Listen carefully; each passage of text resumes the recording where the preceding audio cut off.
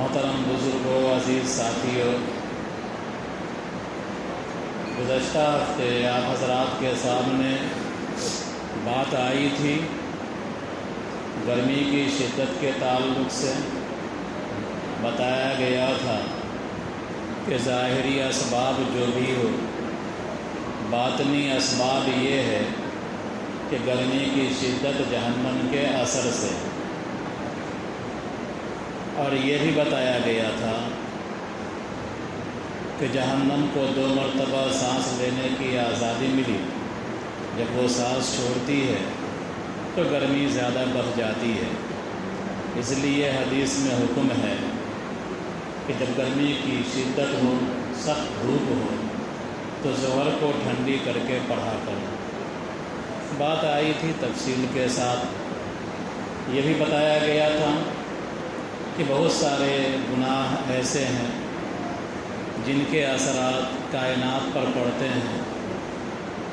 چند گناہوں کی تفصیل بھی بیان کی گئی تھی۔ تو انسان کے اچھے عمل کا اثر بھی کائنات پر پڑتا ہے، اور انسان کے برے عمل کا اثر بھی کائنات پر پڑتا ہے۔ جس طرح ہمارے بستی سماج میں کچھ بگاڑ ہوتا ہے تو گاؤں کی جو عوام ہوتی ہے، گاؤں کے ذمہ داروں کو برا بھلا کہتی ہے، کوستی ہے، چاہے اس ذمہ دار نے اس جرم کو، اس گناہ کو کیا ہو یا نہیں کیا ہو۔